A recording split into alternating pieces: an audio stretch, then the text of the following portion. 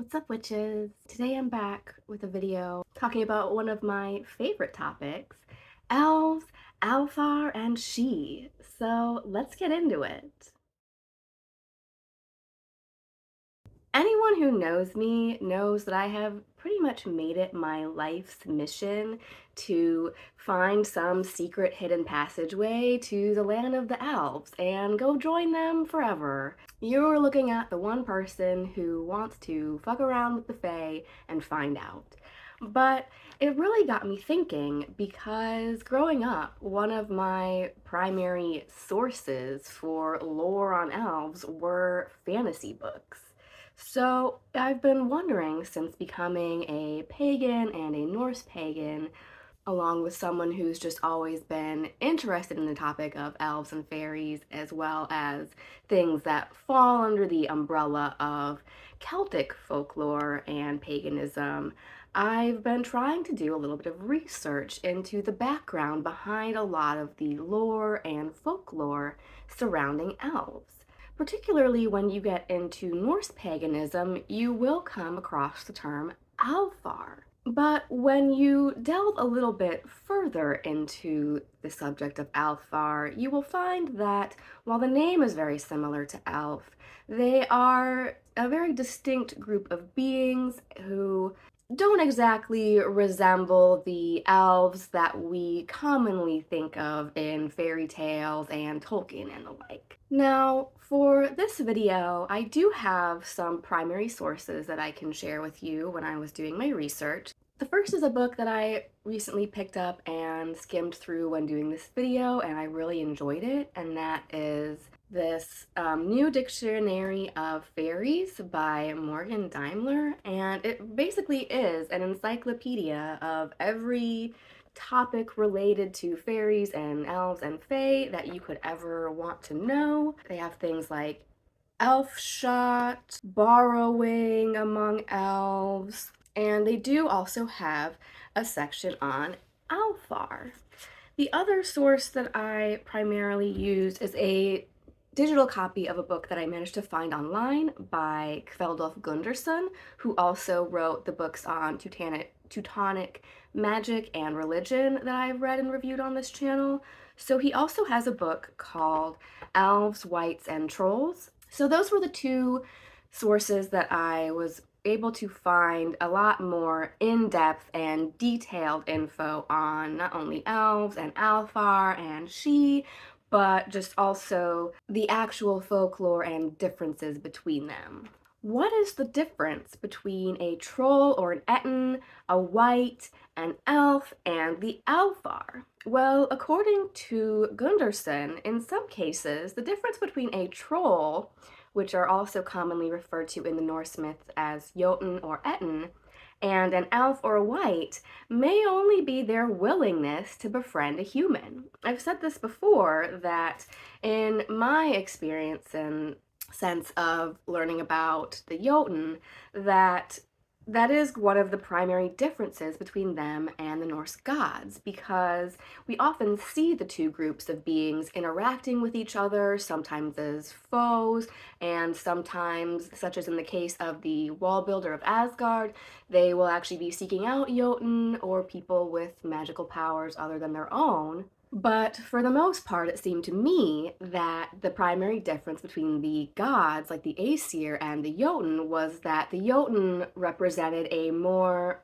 primordial version of nature and the elements, the harsher side of nature and of life on Midgard that really doesn't give a shit about us as humans. We're not really on their radar, and if we are, we're very insignificant, and they don't really much either care for us or have much interest in helping out or working with us compared to the gods.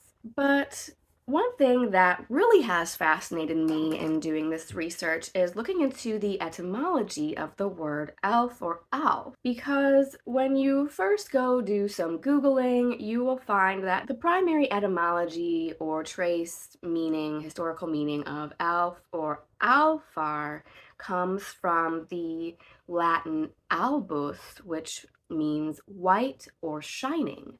And we do often see elves and she referred to as the shining ones. But, and this is kind of delving into my own personal UPG and my own humble opinions, so don't come for me. I know I'm not a historical scholar, but another possible etymology for Alfar, which I feel fits a lot more in with what roles we're seeing elves playing in the stories and the myths where they crop up, especially with elves and Vergar or dwarves in the Norse mythology, is that another possible root for the word elf comes from the Proto-Indo-European hribus.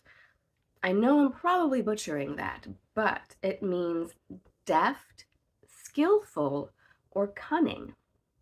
And this comes from Vedic myth, where the Rebus were beings very similar to our Norse myths about dwarves or Svaltalfar. The Rebus in Vedic myth were skilled craftsmen and artificers who, while not divine themselves, attained semi-divine status and reverence because they were such skilled craftsmen and they created such wonders and tools for the gods with their arts that the gods granted them immortality. So, much like we see the elves and the dwarves in Norse mythology, where they are not of divine status themselves, but we do see the gods themselves going to consult the dwarves for their magic and their skill and their craftsmanship. And I imagine that if we are kind of pulling from the Tolkienish version of elves, that they have many of these similar types of magic and skills. And so to me, this just seems like a very natural stretch to be able to see this portrayal of the Rebus in Vedic myth, especially when so many of these Indo-European mythologies can be traced back to the Proto-Indo-European, that perhaps Alfar could mean something like white or shining. I tend to think that it would refer to maybe like their aura or just their overall shining and radiant beauty, this otherworldly beauty that a lot of the elves and their glamours were said to give off. But with this root word of rebus, meaning deft, skillful, and cunning, that to me just really harkens back especially to the myths of the dwarves being skilled craftsmen and perhaps the elves as well. In fact, if we delve a little bit further, I have an interesting snippet from Vedic mythology that I would like to share with you because I think it gives a little bit of insight into how these beings work and how they, not only they, but perhaps the gods like the Aesir managed to attain such a high status among other beings that had power, such as the Etin or the Jotun. And also, why concepts such as telling the truth and not lying are so important when you look into folklore surrounding the elves. According to Hindu mythology, Vedic and Puranic by W.J. Wilkins, on the subject of the Vedic deities, there is a story of how the gods, or devas, gained superiority over the asuras, or the more like chaotic and demonic forces. All of them, it says, gods and demons alike, were once mortal and all were equal in power. Wishing to be immortal, the gods offered sacrifices liberally. Wishing to become greater than the asuras, they became truthful. So this was the key to their power. Previously, they and the asuras spoke truthfully or falsely as they thought fit, but gradually, whilst they ceased from lying, the asuras became increasingly false, and the result was that the gods, after protracted struggles, gained the victory. So something about the fact that they were all once equal in status, immortality, and power, but the only thing that set the gods apart from the more chaotic and demonic forces of the world was simply the fact that they chose to be honest. They chose to be truthful, and thereby perhaps gain a little bit more trustworthiness and therefore more status and power as a result. And I'm going to do a whole other video here soon on the topic of oaths and honor, but I just thought that might make for an interesting distinction between gods like the Aesir and perhaps other beings even in Norse mythology, and what the difference between them is. When it comes to common lore of elves and fairies, much of what we have comes from the Irish and British folklore about the Sidhe. Like the ancestral Norse Alfar, the Sidhe are hill dwellers. They live under the hill. And in fact, the word Sidhe, I found, actually refers in Irish to a hill or a mound, specifically a burial mound. The Sidhe in folklore are known for a love of music, a fear of fire and iron, and for inviting and or stealing humans into their realm. And Gunderson's opinion, and mine that I tend to share, is that the Sidhe were never human and are largely indifferent to us in our comings and goings, whereas the Alfar are more friendly. Perhaps because if we are looking at them under the Norse cosmology, the Alfar were once human and were our ancestors. So perhaps that's why the Norse version of Alfar has a more vested interest in and connection to us here on Midgard. These Alfar, or lesser wights of the other world, are much more like humans and maybe a little bit more old-fashioned in that they are greatly offended by breaches of courtesy. So, to delve a little bit more into the differences and distinctions between beings such as the Sidhe and Tuatha De Danann and the Norse concept of the Alfar, the Norse or Germanic Alfar, or Mound Alf, or Alfkarl, was not translated as Sidhe in Irish, but as Alcaila, ghost of the dead, which is similar to being the Cailleach, the veiled one. In Irish folklore, custom usually dictates that approaching, accepting gifts from, and eating food of the Sidhe when you are underhill is not a good idea. The Sidhe are more inclined towards trickery and malice when they can be bothered with mortals at all, and accepting their boons or making bargains with them, as we have often heard, can be risky.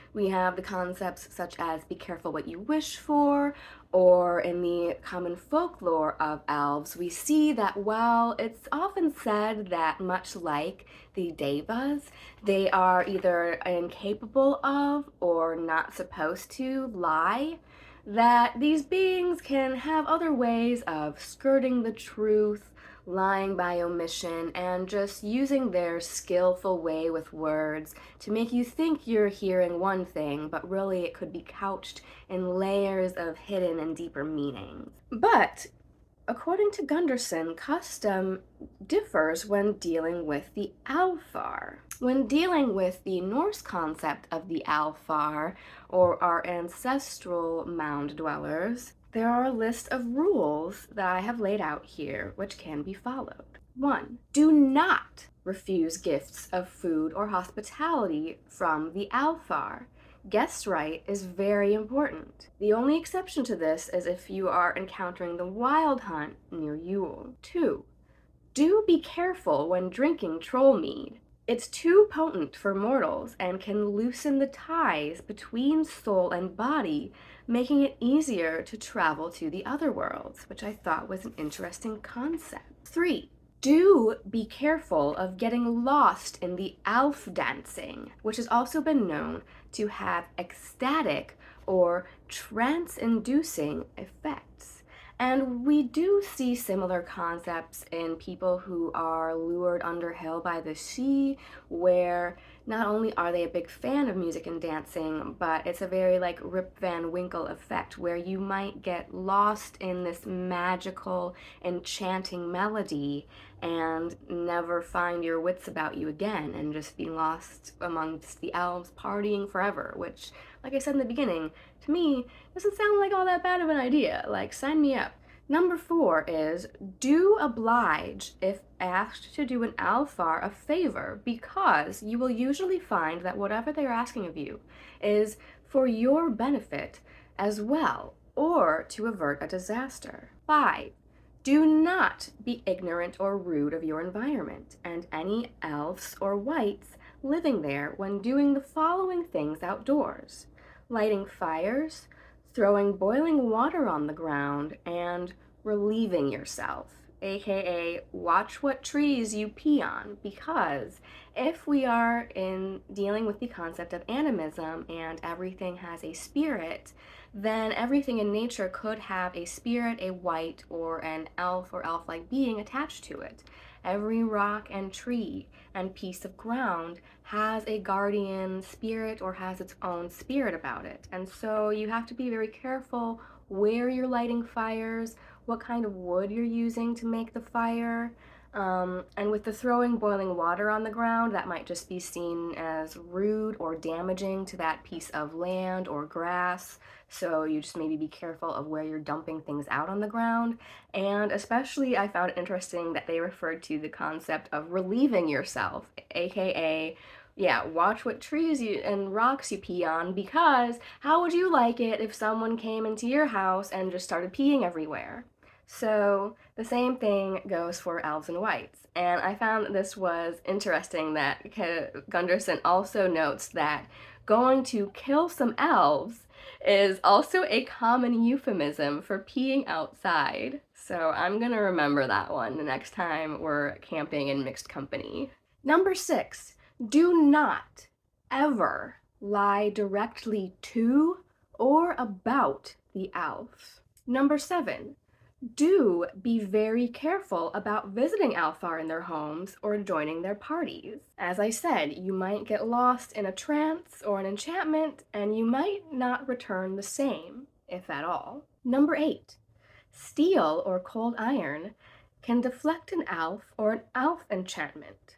The constantly moving elf islands or fairy forts that we see in Celtic myths, especially related to the other world, can be fixed in place by bringing steel and fire onto them. However, if you do bring steel and iron into a fairy fort, you should be ready to face consequences for doing this. Number 9, if you have seen the Alfar before, especially with magical aid, and see them again, do not address them unless spoken to first, else you lose your gift of second sight. So this was very interesting. If you've seen the elves before, especially with magical aids or things like the second sight, and you happen to come across them again, it's apparently very rude to act like you know each other and approach them.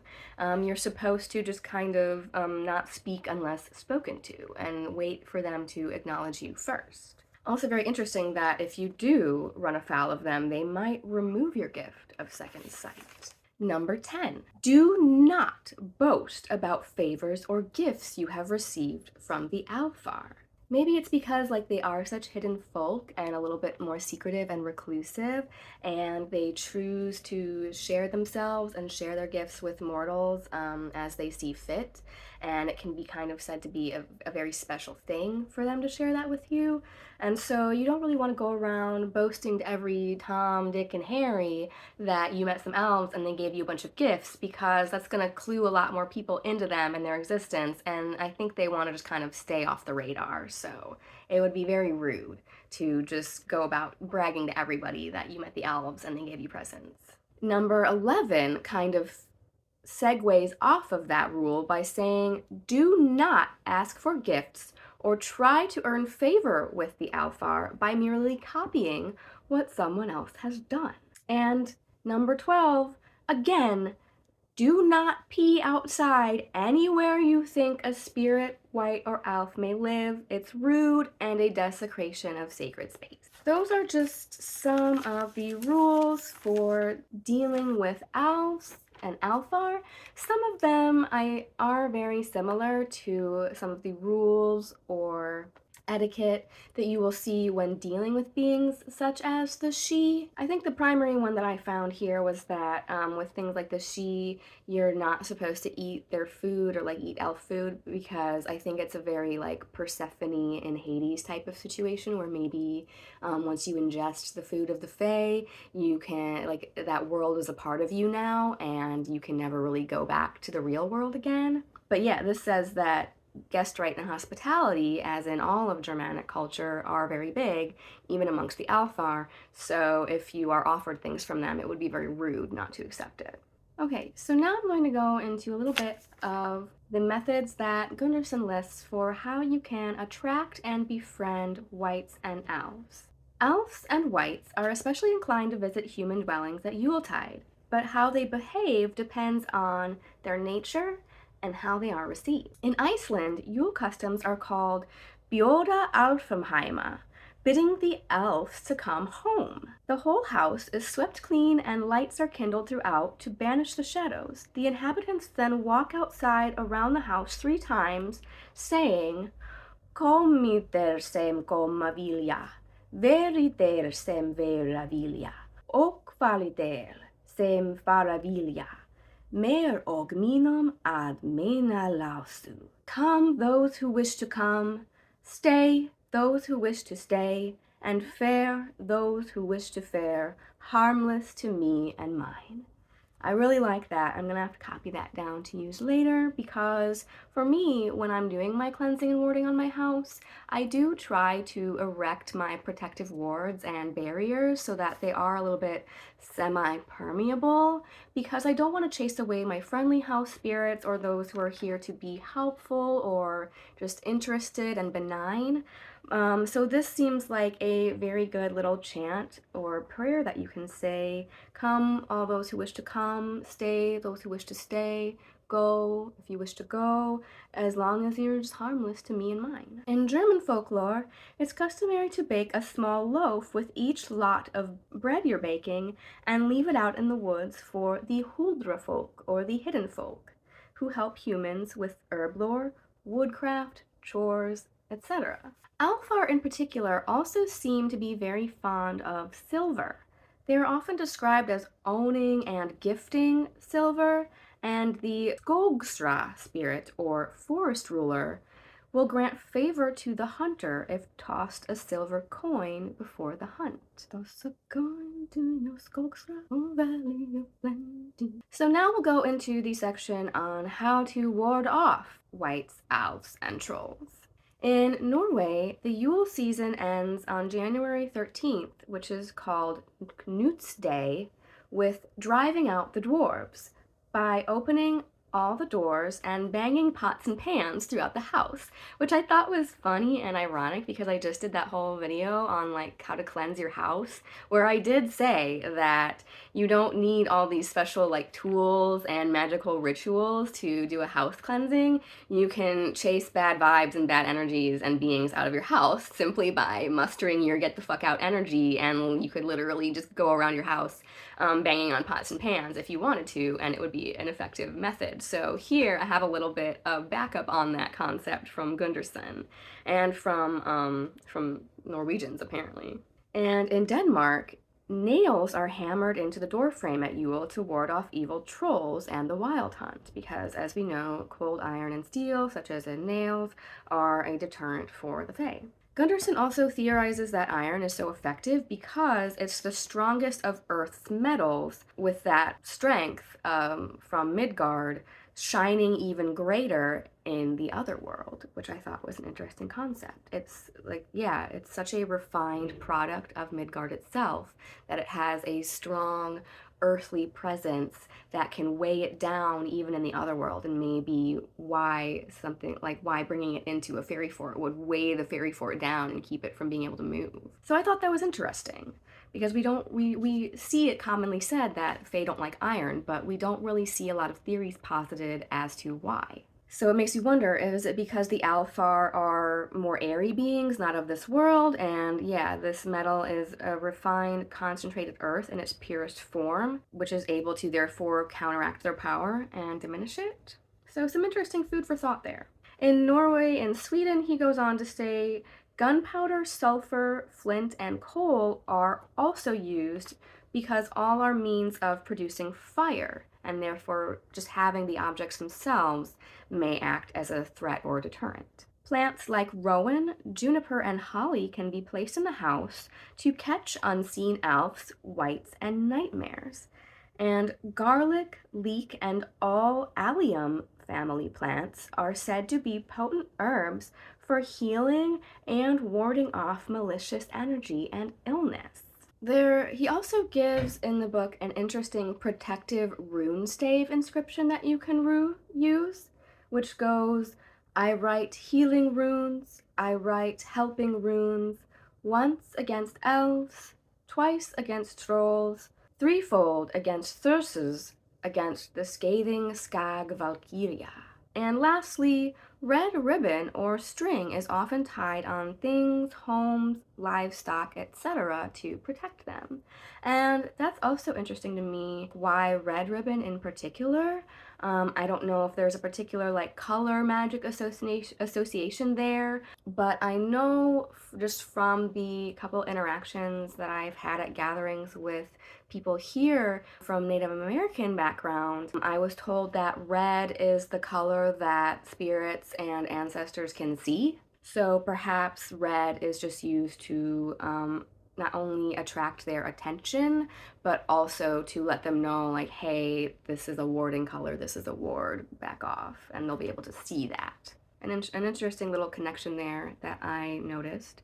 I also wanted to go a little bit into what some of the differences are in Norse folklore, because we see, especially in the Eddas by Snorri, he delineates two classifications of elves, Leos Alfar, or light elves, and Svart Alfar, which I think is just another name for dwarves, but that's another video. But we do have light and dark elves versus this concept of wights.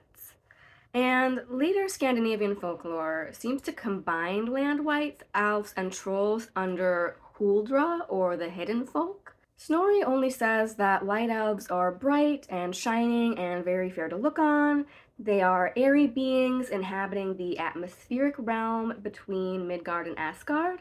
And perhaps it's similar to the beings that were described in the book I read, The Secret Commonwealth of Elves, Fauns, and Fairies, which also describes them as being like airy atmospheric beings that don't really inhabit a corporeal form per se.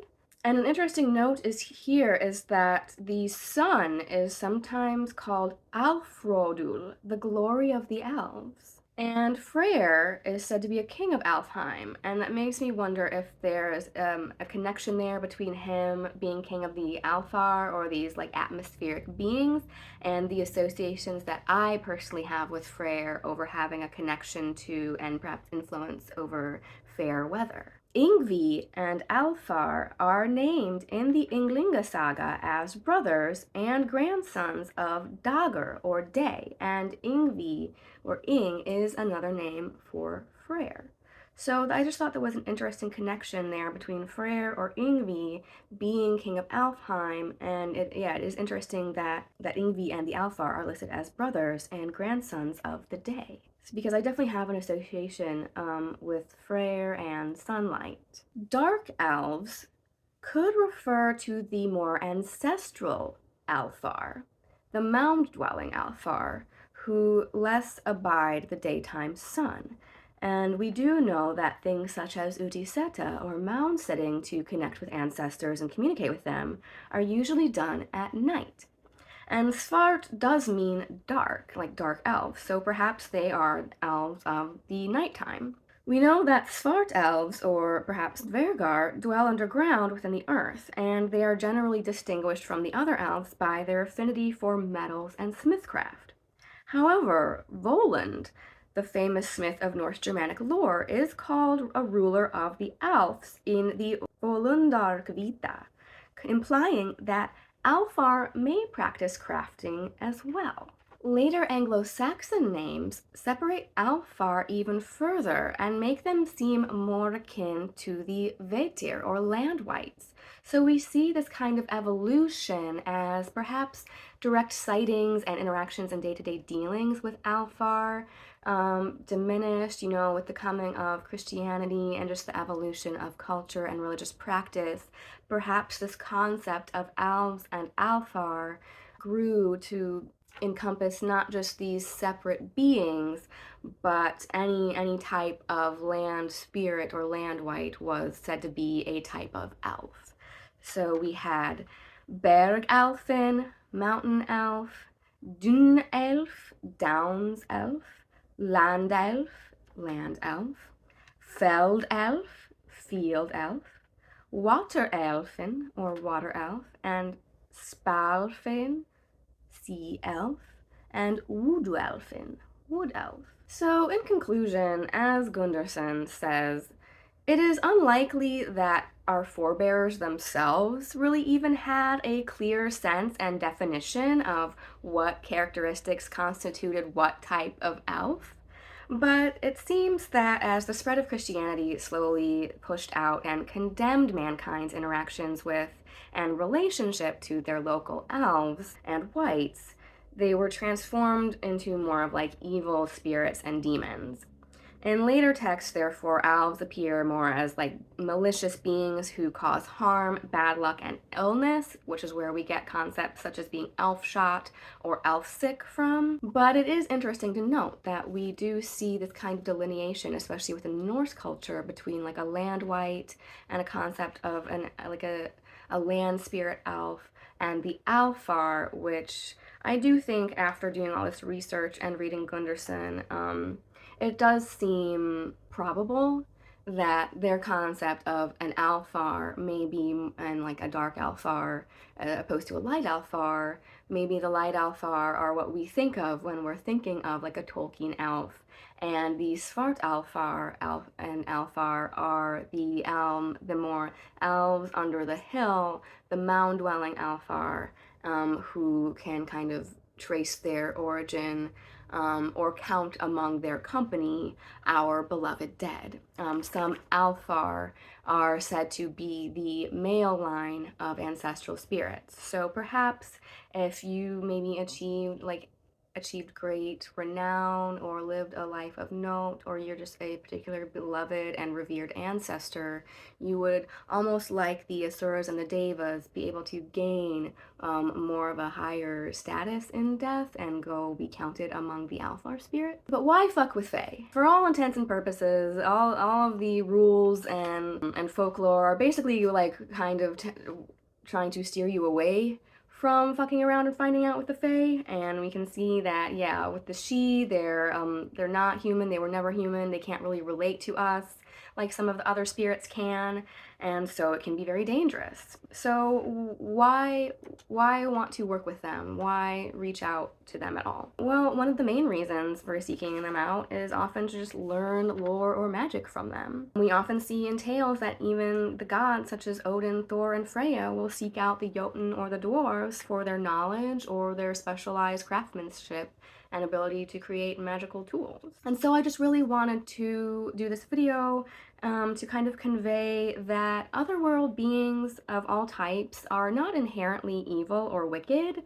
They just must be approached with the proper courtesy and respect, Courtesy, hospitality, and respect and guest right are very big in Germanic culture. And so, in conclusion, I just really wanted to stress to you that as we can see from all the myriad types of beings that can fall under the purview of elf, wight, that otherworld beings of all types are not inherently evil or wicked. They must just be approached with the proper courtesy and respect. A human may befriend even a troll or a wight this way, while disrespect may anger even the most laid-back alpha, especially if you pee on their house.